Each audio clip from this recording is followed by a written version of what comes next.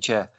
I think the one thing that I was very mindful of when I looked through this was that everything to do with the local plan with the housing allocations, it interacts. We can't look at anything in isolation. We can't look at one thing and say this is right or this is wrong, because ultimately, as the petition showed, that we looked for alternatives. We wanted to hear from them what the alternatives were, and we couldn't come up with those things. So I think when I look at this, what I think about is the background of where we've been. Now, to touch on that background, I've raised at previous meetings about the fact that the strategy, I didn't know that there was any minutes or votes to change the strategy. That has been examined since that, and the response that's come back is that there hasn't been a vote to change that strategy. There's also an idea of whether fair share is applicable, and there's definitely a sentiment, I think, amongst councillors that I believe I'm right in reflecting to say that everywhere needs to take their fair share. It's certainly something that some councillors have said. When we look at the situation and compare those two things, and then we look at the alternatives that might be available, it draws to me the situation, and it brings out Measham, because the stance of officers at the moment, I think I'm right in reflecting that the situation there is that we're saying it hasn't had its fair share, or that's what people are saying from the past. Where they're talking about it in terms of the marina allocation from the previous local plan and then the new one going forward. We're looking at adding 450 houses. That comes into strategy. Chair, I'm trying to keep it relevant. Point of order, please.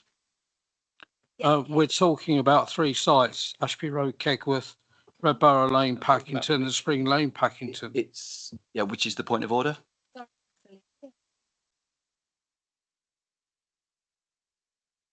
Is saying we are considering the 3 sites in the report this evening. So this is root cause.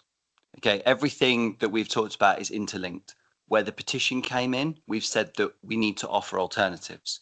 Where we're being asked to vote on this, we can't do so without being mindful. There's a statement that came out which was nothing's decided until everything is decided. I think the relevance of this, the public will look at this and see the relevance about which I am talking, and they will feel it, and they want to know how all these things interact together. I'm asking members politely, respectfully, to please consider where, if we haven't voted on a change of strategy, if we are inclined to offer fair share analysis of what's going on. And so just to be clear, when I say vote of strategy, I can see some question marks going in. It's about, since the change from the Isley Woodhouse development being put forward, the change in numbers, and then the allocations that have gone forward since then. I requested the information about whether or not that vote was taken. It hasn't been. It's been looked at very carefully, and it's been determined that change of strategy didn't take place. So then we start talking about the fair share, and I want to look at supporting these allocations that are on this agenda in front of us. But because the comments have been made that nothing is decided until all is decided, because we are looking at alternatives from the petition to come back. And that leads me to think that what we need to do is to make sure that we explore every option. Now, we've talked about more transport modelling being done tonight, and this is the thing that I'd like members to open up on. The build-out rate for Isley Woodhouse is directly related to the amount of housing allocation that we need to look at across the board. The build-out rate is in question. Officers have suggested that we need to be restrictive on the build-out rate. The builders have suggested that they can increase that build-out rate. If they are to increase that build-out rate, that would mean we need to provide less houses elsewhere around the district.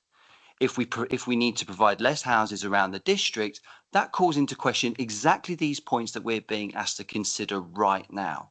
If we've got time to do transport modelling on the situation with the warehousing, it would be my suggestion that we have time to do transport modelling on everything else. Therefore, wouldn't it make sense if we looked at the amount of houses that were allocated to Isley Woodhouse, find a compromise between what the builders are saying they can do and what we are cautiously accepting we might do, and allocate reserve sites sat behind that?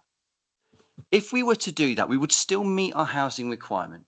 we would be able to put less of the more controversial sites forward as a definite stamp. And instead, what we would be able to do is offer, including the sites that we're talking about here. I'm not suggesting that these are included or aren't included, but these are up for discussion and we understand how interlinked they are.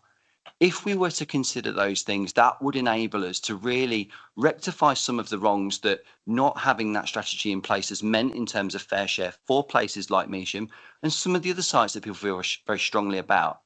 I appreciate we're under a time constraint, both in this meeting and for the other one. So I'm going to end it there, but it seemed absolutely relevant to discuss it at this point in time. And thank you, Chair, for giving me the width to be able to speak about it.